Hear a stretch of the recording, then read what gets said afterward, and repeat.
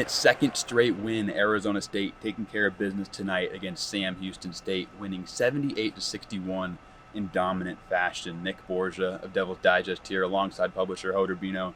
And Hode, this ASU basketball team had a little bit of a shaky start to start the season, but they're now 4-2. They've won 2 straight, and they did so tonight without some key players on the floor. Yeah, I think there's something to be said about the momentum that they were able to build tonight after that Vanderbilt win in the Las Vegas Showdown tournament last week, a game that was preceded by a very bad loss to BYU, a game that Arizona State absolutely looked lost. I know a lot of fans were, even this early in the season, very, very down on the team, but they were able to bounce back against Vanderbilt, obviously playing for SEC conference. So I think there was some merit to that win and how they played. And Bobby Hurley said in the postgame that he was concerned about this Sam Houston State team. It was an NCAA tournament team last year. It's a team that passes the eye test, even for being, at a conference that's not the caliber of the Pac-12, for example.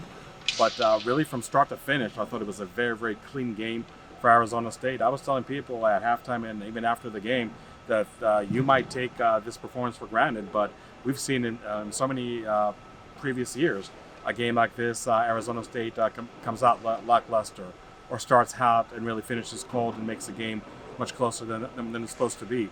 And I would say from tip-off to final buzzer, this really was a very well-rounded game by the Sun Devils. Yeah, I would say they were in control the whole time for sure, and I think a large part of that is due to their defense, this ASU defense really setting the tone and setting up the ASU offense. The defense was able to force 18 points off a turnover tonight.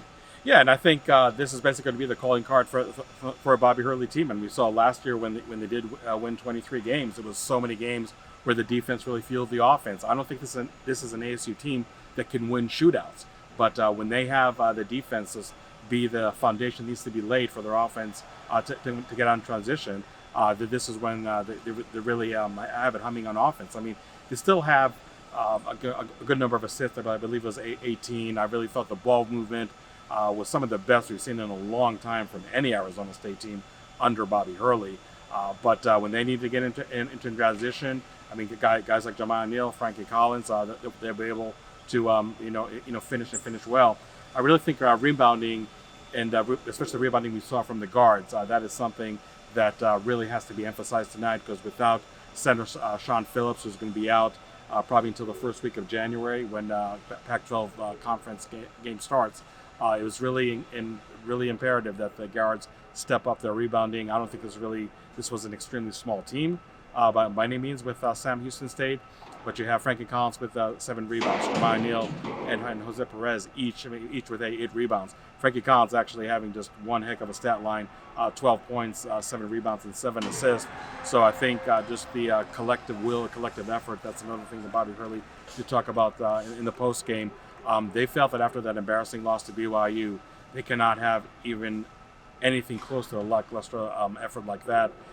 Maybe it's kind of weird to talk about a wake-up call this early in the season. I think it was game 3 for Arizona State, but that game did resonate for all the right reasons with Arizona State. You saw what they did against Vanderbilt in Las Vegas tournament. Pretty easy win tonight against Sam Houston State. And Bobby Hurley also highlighted the performance of Jose Perez. He had 24 points tonight on top of the 8 boards that you mentioned. He's just established himself as a leader and a top scorer of this team. How important is he to this ASU team this year? I mean, we talked about this, Nick. They just brought him in as an insurance policy. If Adam Miller is not cleared by the NCAA to be immediately eligible, as we stand right now tonight, we still don't know that decision. I mean, it may come down tomorrow. It may come down in 2 weeks. Who knows? But I think Jose Perez has been an absolute godsend for this ASU team because of the situation that they find themselves with Adam Miller and all the uncertainty over there. To have already 2 20-point games in the first 6 contests of the year for a guy that arrived in Tempe, a month and a half ago, maybe, that is a real testament to his ability, and a real testament, I think, to the talent evaluation of the Arizona State coaching staff, knowing that this was the missing piece that you could bring very late in the preseason and really still excel with him. I know he gets so many jokes, and I'm probably guilty for making those jokes for being a 25-year-old player. Frank Caliendo, the comedian, joke he's in 40th year of college basketball. But all jokes aside, I think there's something to be said when you have that high basketball IQ. That mid-post game, I mean, he really has mastered that niche. I mean, that's something we don't see from other veteran players around the country. But Jose Perez is able to do that, is able to get his teammates involved. And like I said earlier, when the guards were required to rebound more, Jose Perez was right there, just on the glass with a lot of vigor, just like his teammates. So Jose Perez, if he keeps on playing the way he is, I think it takes so much pressure off guys like Frankie Collins and Jeremiah Neal that coming into the season really were expected to be the tip of the spear for the ASU offense. And I think just the fact that he's able to play as well as he has is taking a lot of pressure off those guys and really let them at their own pace get into the game. Alonzo Gaffney had a great game against Vanderbilt, had a pretty good game tonight too, had 3 blocked shots. So right now it's just a matter of, I know it's only a 2-game winning streak, maybe that's not too much you should read into that, but a lot of things are clicking right now for Arizona State. Maybe it took them a little time to find their groove. Again, really disappointing, if not disheartening losses against Mississippi State in the season opener and BYU last week in Las Vegas. But the last 2 games, we're seeing a completely different Arizona State team for all the right reasons. Now this is the first game out of a 3-game homestand. And I think the Arizona State would love nothing else to keep on building this momentum. Again, and this was a pretty formidable Sam Houston State team.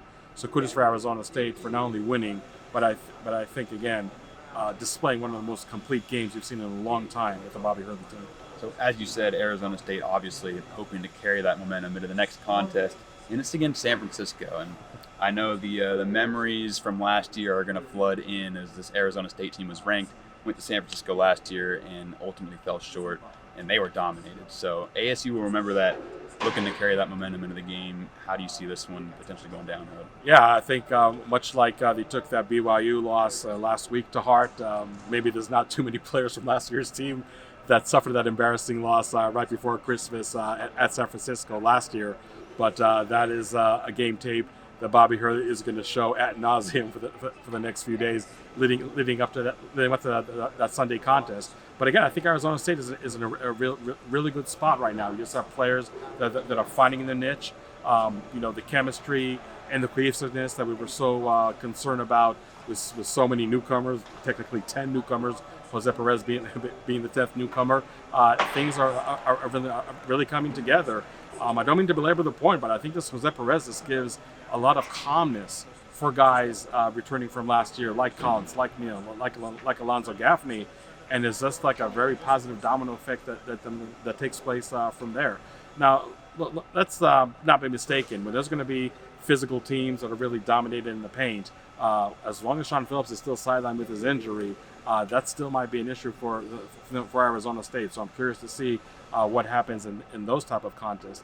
But so far, like I said, the last 2 games, I understand it's a small sample size, but if you're an Arizona State fan, you really have to be pleased with what you saw. And again, it's not only the win, but the manner the win was achieved. This is not a victory that you held your breath until the last second.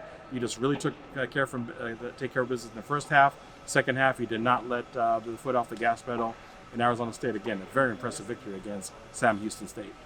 All right, well, we will be back here on Sunday at 1 o'clock for that tip-off against San Francisco. So for all the coverage, keep it locked in at DevilsDigest.com and follow us on Twitter at DevilsDigest.